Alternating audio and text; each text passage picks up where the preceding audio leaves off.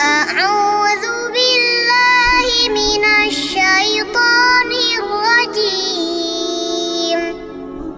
بسم الله الرحمن الرحيم. لإيلاف قريش إيلافهم رحلة الشتاء والصيف